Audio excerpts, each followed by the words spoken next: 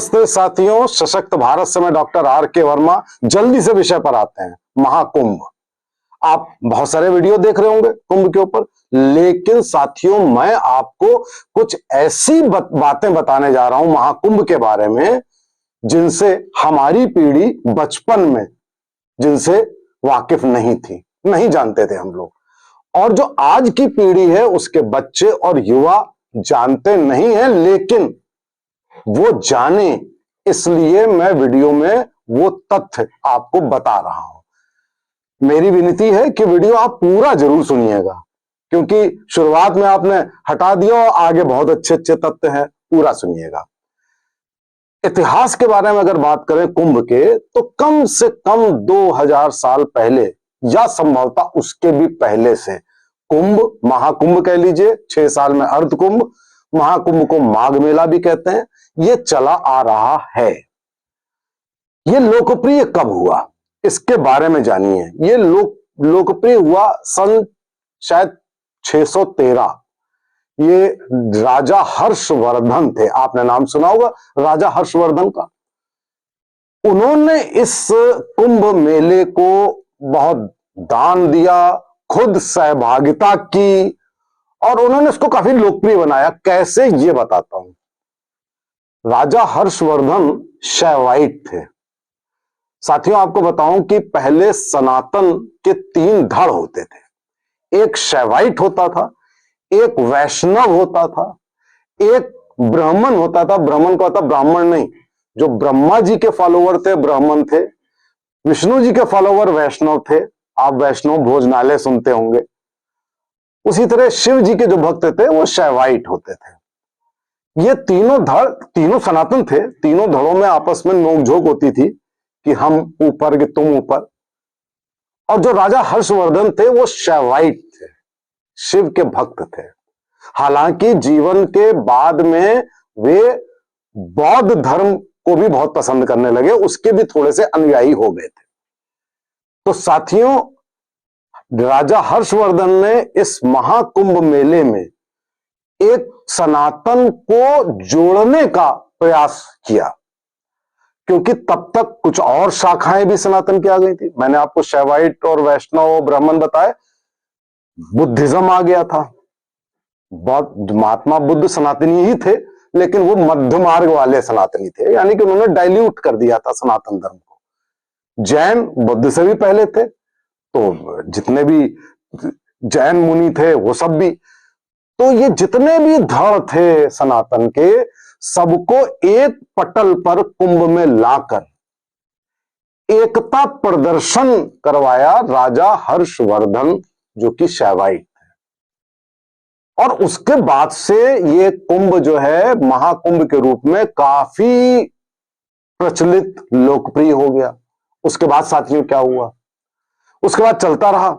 सारे सनातन के धड़ और भी बने, जैसे कि आप आर्य समाज देखते हैं, वो बाद में बना, तो आर्य समाज भी इसमें जुड़ गया। जितने भी लोग थे सब जुड़ते चले गए।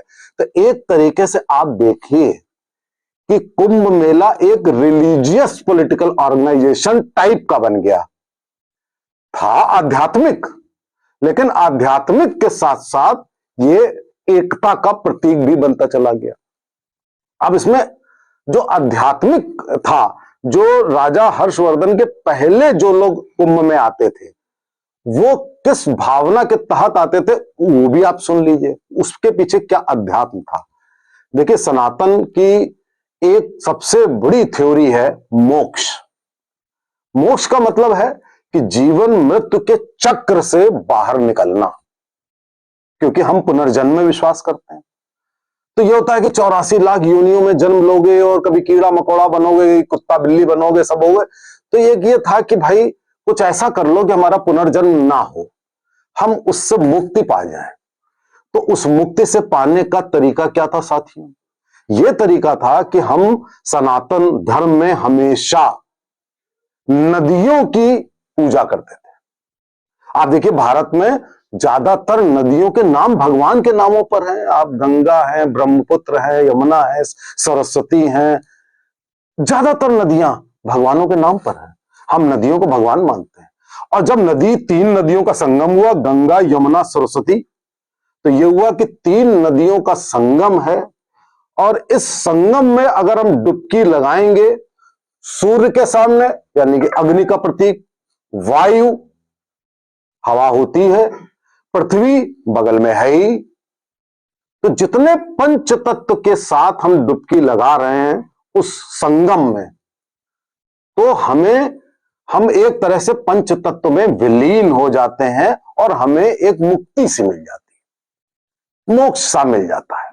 ये एक सिद्धांत था कुंभ के पीछे मोक्ष लेने का, ये एक आध्यात्मिक थ्योरी थी, और उसके लिए ज्यादातर लोग आते थे कि मोक्ष पा जाएंगे। उस जमाने में ये होता था कि ज्यादातर लोग कोई पाप तो करता नहीं था जो पाप धोने के लिए आएगा। अब ये भी कहा जाता है पाप धुल जाते हैं, मैं उससे बहुत ज्यादा सहमत नहीं हूं। इसमें जुड़ गई एकता, इस अध्यात्म में जुड़ गई हिंदू एकता, और हिंदू की जितनी शाखाएं हैं वो, उसके बाद साथियों क्या हुआ, उसके बाद आदि शंकर का जन्म हुआ। आदि शंकर ने इसको फर्दर स्ट्रेंथन करने के लिए, मजबूत करने के लिए, उन्होंने 4 मठों की स्थापना करी भारत में, पीठ की स्थापना करी और अखाड़ों की स्थापना करी। तो उन्होंने एक स्ट्रक्चर बनाया सनातन का, कहा कि अब कोई लड़ाई झगड़ा नहीं, एक स्ट्रक्चर बनेगा और उनके अलग अलग कार्य होंगे कि 4 शंकराचार्य होंगे, अखाड़े होंगे। और उन्होंने साथियों, जो मैं बात आपको बताने जा रहा हूं, उन्होंने सनातन की रक्षा करने के लिए एक समूह बनाया, एक गुट बनाया। वो क्या, कौन सा गुट था? नागा साधुओं का, नागा बाबाओं का।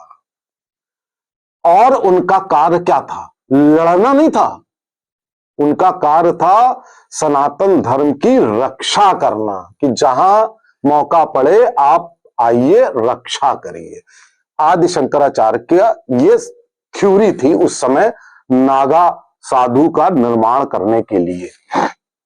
लेकिन रक्षा ऐसे तो करेगा नहीं, अगर वो गृहस्थ आश्रम में रहेगा तो वो डिटैच नहीं होगा। तो उसको डिटैच करने के लिए, उसके लिए कुछ सिद्धांत बनाए नागा साधुओं के लिए, कि तुम अपना घर छोड़ोगे, तुम ये पूरी दुनिया छोड़ करके तुम पहले से ही पंच तत्व में विलीन हो जाओ, तुम पहले से ही अपना पिंडदान कर लो। तुम समझो कि तुम मृत हो, तुम आत्मा के रूप में हो, इसलिए तुमको कपड़े भी नहीं पहनने हैं, निर्वस्त्र जाना है। और जो शमशान से जो भस्म निकलती है, राख निकलती है, उसको लगाना है तुम्हें, ताकि तुम्हें हमेशा एहसास हो कि तुम्हारा शरीर अब है ही नहीं, तुम कुछ हो ही नहीं, ये भस्म लगी हुई है, तुम एक आत्मा हो और तुम्हें रक्षा करनी है, और तप और तपस्या करनी है। और वो तप इतना प्रबल होता है साथियों, कि आपने देखा होगा कि नागा साधुओं को क्रोध बहुत आता है, गुस्सा। आपने देखा होगा कि पहाड़ों पर बर्फों में नागा साधु चल रहे हैं, रहते ही वहीं पर हैं, अखाड़ों में भी रहते हैं और पर्वतों पे भी रहते हैं, और वहीं से कुंभ में आते हैं, उसके बाद कुंभ से वापस जाके फिर विलीन हो जाते हैं। क्यों जाते हैं कुंभ में? क्योंकि कुंभ की थ्योरी ही यही है कि नदियों के संगम में पंचतत्व में विलीन होकर तुम्हें मोक्ष मिल जाए। वो ऑलरेडी है उनका, लेकिन ये एक प्रोसेस होता है उनको रिमाइंड कराने का।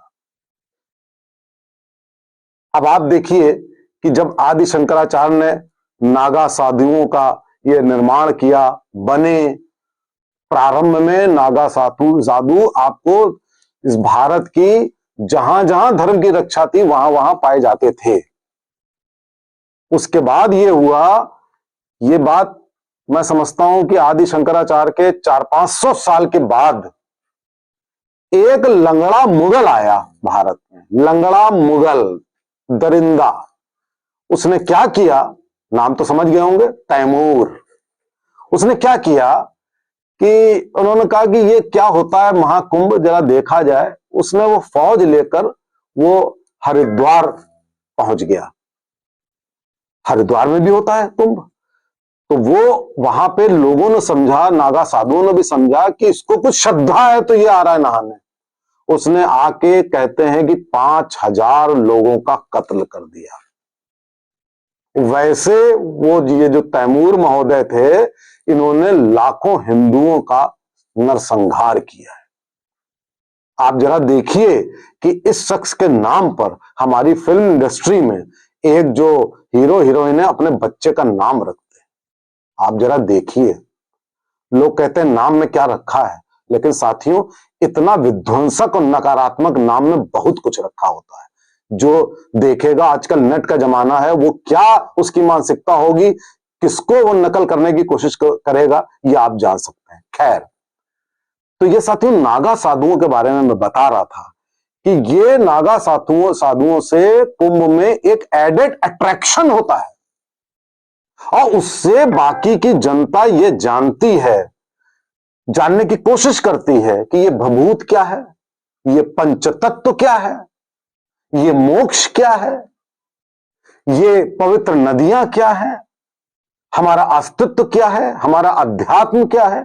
हम आध्यात्मिक लोग थे, हमको तो बेवजह इस देश में कुछ आक्रांताओं ने एक आग में झोंक रखा है।